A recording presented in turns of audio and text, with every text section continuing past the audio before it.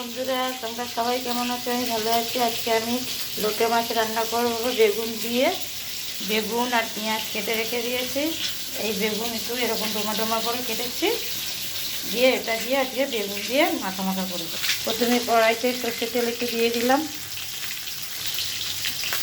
তেলটা গরম হয়ে গেছে, আমি এবার পেঁয়াজগুলো ছেড়ে দেবো।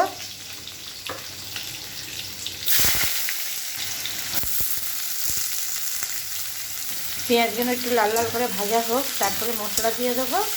দিয়ে লোটে মাছটা দিয়ে বেগুনটা লাস্টে দিয়ে দেবো। এভাবে রান্না করবেন। বেগুনটা আমি ভাজবো না, কাঁচা দিয়ে দেবো, পরে আস্তে সিদ্ধ হয়ে যাবে। এটা একটু লাল লাল করে ভাজা হোক। এবার মশলা দিয়ে দেবো। মশলা আমি বেটে রেখেছি আগে, এই মশলা ছেড়ে দিলাম।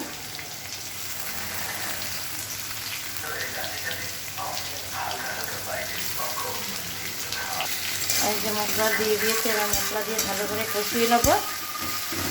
দিয়ে এবার নুন হলুদ দিয়ে লোটে মাছটা দিয়ে দেবো।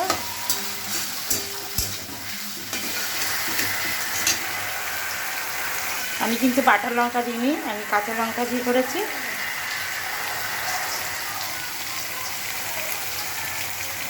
এখানে একটু সামান্য হলুদ দেবো, পরে নুনটা দেবো। মাছের নুন হলুদ মাখিয়ে রেখেছি, এখন আর মাছের নুনটা দেবো না, পরে দেখে দেবো। এই যে লোটে মাছটা আমি ছেড়ে দিচ্ছি, দিয়ে ভালো লোটে মাছটা একটু ভালো করে নাড়বো। এটা আস্তে আস্তে হোক, আমি এইভাবেই করছি। লাস্টে বেগুনটা দেবো, এখন না। বেগুনটা দিয়ে তারপরে আবার একটু ইয়ে করবো। এখন দিলে বেগুনটা গলে যাবে পুরো, পরে দেবো। কটা গোটা গোটা লঙ্কা দিয়ে দেবো। এবার বেগুনটা ছেড়ে দেবো। বেগুনটাও সিদ্ধ হতে হবে। লাইক করবেন, কমেন্ট করবেন, সাবস্ক্রাইব করে দেবেন। এই যে বেগুনটা দিয়ে দিলাম।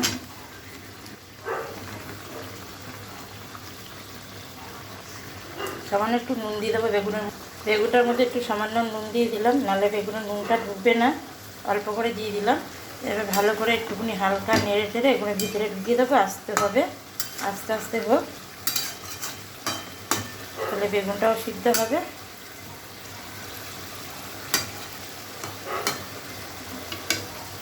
নেড়ে চেড়ে আস্তে আস্তে ঢুকে যাবে ভিতরে। বেগুন দিয়ে লোটে মাছ মাখা মাখা হবে।